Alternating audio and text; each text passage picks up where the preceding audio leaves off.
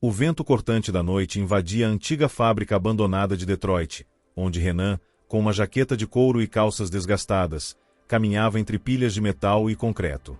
O ar estava pesado com um cheiro de ferrugem e mofo, e o som do vento se misturava ao rangido ocasional das estruturas enferrujadas. A escuridão era quase total, exceto por pequenas rachaduras nas paredes e luzes piscantes de postes distantes. O ambiente tinha uma atmosfera opressiva de abandono, como se o tempo tivesse parado ali. Renan segurava uma lanterna fraca, cuja luz trêmula revelava símbolos desbotados nas paredes, restos de uma época em que o local era um centro de pesquisa. Ele parou diante de uma porta semiaberta, cuja superfície estava marcada por arranhões profundos. Ao empurrá-la, uma nuvem de poeira subiu, revelando uma sala menor com uma mesa de metal no centro. Sobre ela havia um caderno antigo aberto, cujas páginas amareladas estavam cobertas de anotações em dinamarquês. Renan folheou as páginas, encontrando referências a constelações e a uma cidade costeira. Um desenho a carvão mostrava uma estrutura entrelaçada com estrelas, acompanhado de coordenadas que ele reconheceu como sendo de Copenhague. Guardou o manuscrito na mochila e saiu, determinado a seguir a pista. 2 dias depois, ele chegava à capital dinamarquesa, onde o céu noturno era dominado por uma formação peculiar. Estrelas brilhantes conectadas por linhas tênues formavam um padrão que parecia uma estrutura em movimento.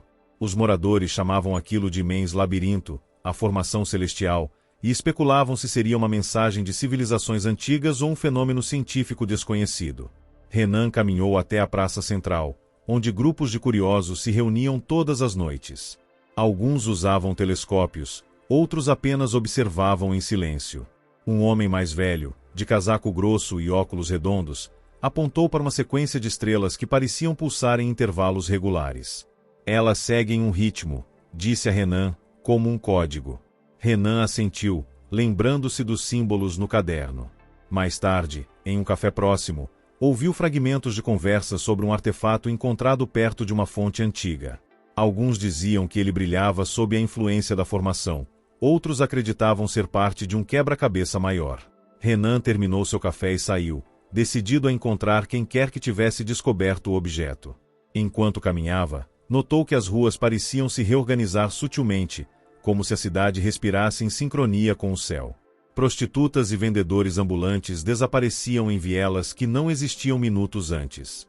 Renan seguiu em frente, guiado por uma intuição pulsante que guiava seus passos, até avistar a praça antiga mencionada nas conversas.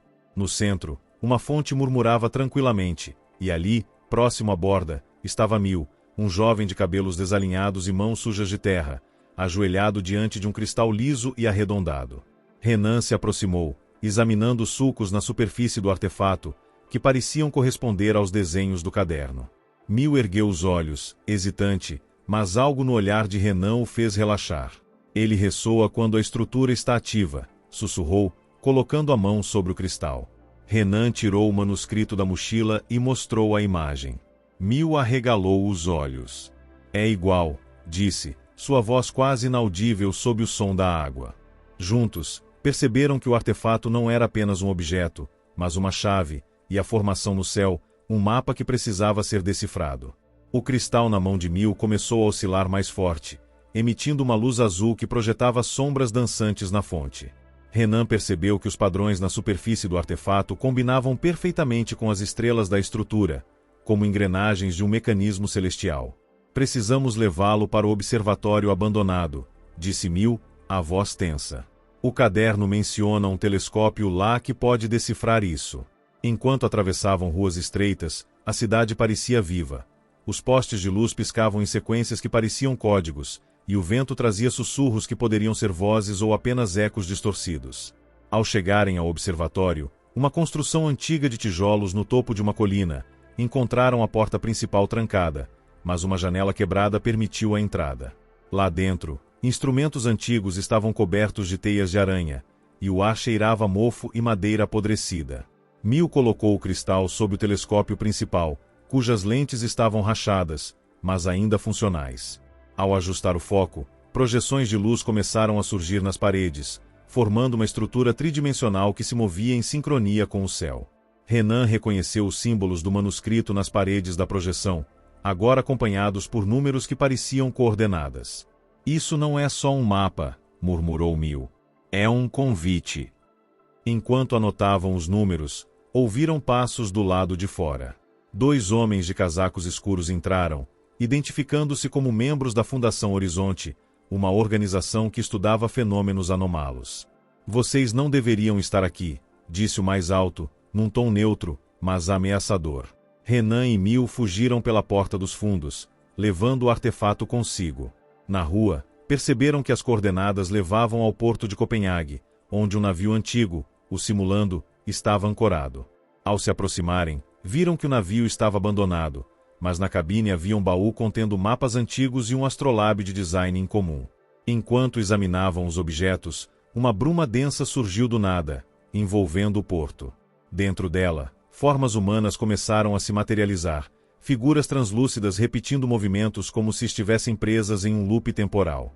Renan estendeu a mão para tocar uma delas, mas Mil o puxou para trás. Elas não são reais, avisou ele. Ou serão. A neblina se dissipou abruptamente, deixando apenas o som das gaivotas e o cheiro de água salgada. De volta à cidade, decidiram buscar respostas na Biblioteca Real, onde um funcionário idoso, Bruno, os guiou até um livro raro sobre astronomia viking. Em suas páginas amareladas, encontraram referências a um caminho entre os mundos acessível apenas durante um alinhamento específico de estrelas. Bruno, hesitante, revelou que sua família guardava lendas sobre um portal na estrutura celeste, capaz de conectar realidades paralelas. Mas quem o controla? Perguntou Renan. Bruno não respondeu, os olhos fixos em um ponto distante, como se temesse dizer mais. Naquela noite, enquanto observavam o céu, a estrutura começou a girar, suas linhas se expandindo até tocar o horizonte. O artefato reagiu, aquecendo-se e emitindo um zumbido grave. Mil, segurando firmemente, sussurrou, acho que já sabemos para onde ir agora. O cristal pulsava agora com uma intensidade quase insuportável, sua luz azulada cortando a escuridão do porto, enquanto Renan e Mil corriam em direção ao cais, onde o Simulando balançava suavemente. A bruma tinha voltado, mais densa desta vez, envolvendo o navio como um véu. Ao subirem a bordo, perceberam que o astrolábio do baú reagia ao artefato, seus ponteiros giravam freneticamente em círculos. Mil colocou o cristal no centro do instrumento, e a formação celeste no céu pareceu responder. Suas linhas se contraíram até formarem um único ponto brilhante acima do mastro do navio. Foi então que ouviram passos na prancha de embarque. Os homens da Fundação Horizonte os tinham seguido. Vocês não fazem ideia do que estão prestes a desencadear, disse o mais alto deles, sua voz ecoando estranhamente na bruma. Mas Renan o ignorou, concentrado no padrão que se formava no astrolábio. As coordenadas do manuscrito, os símbolos no artefato e a estrutura no céu convergiam para um único instante. Agora! Gritou Mil, girando o astrolábio. O ponto brilhante no céu explodiu em uma luz ofuscante, e por um instante, o mundo inteiro pareceu parar. Quando a luz diminuiu, Renan e Mil estavam de pé em uma praça que já não era mais a de Copenhague. Os prédios ao redor tinham uma arquitetura estranha, misturando estilos antigos e futuristas, e o céu exibia 3 luas prateadas. Um grupo de figuras se aproximou, vestindo mantos que lembravam os desenhos do manuscrito. Uma delas, uma mulher de cabelos brancos e olhos penetrantes, falou em dinamarquês arcaico. Vocês abriram o caminho, mas a estrutura não perdoa. Antes que pudessem responder, um estrondo sacudiu o chão. Os homens da Fundação Horizonte também tinham atravessado o portal, armas em punho. A mulher de cabelos brancos levantou a mão, e as luas no céu se alinharam, criando uma réplica da estrutura no solo. Escolham seu caminho, disse ela, mas lembrem-se, cada passo aqui ecoa em todas as realidades. Renan e Mil correram para dentro da estrutura luminosa, perseguidos pelos agentes e por seus próprios medos. A cada curva, vislumbravam cenas fugazes de outras versões de si, um Renan mais velho em uma biblioteca infinita, um Mil crianças segurando o artefato. A formação testava suas memórias, seus arrependimentos, suas esperanças. Quando finalmente alcançaram o centro, encontraram uma réplica do cristal, mas esta estava rachada. O portal não foi feito para ser aberto, sussurrou a mulher, agora ao lado deles. É um espelho. Vocês estavam tentando decifrar o mundo, mas o mundo estava decifrando vocês. O artefato original emitiu um último brilho antes de se desintegrar, e a estrutura começou a desmoronar. Renan agarrou Mil e correu, enquanto os agentes da Fundação Horizonte desapareciam entre os destroços de luz. Quando a escuridão os engoliu, ele sentiu uma mão familiar tocar seu ombro. Era Bruno, o bibliotecário, mas mais jovem, como se os anos tivessem sido revertidos. A estrutura sempre existiu dentro de vocês, disse ele, entregando-lhes um fragmento do cristal. A questão é, para onde irão agora? A bruma se dissipou, revelando Copenhague ao amanhecer.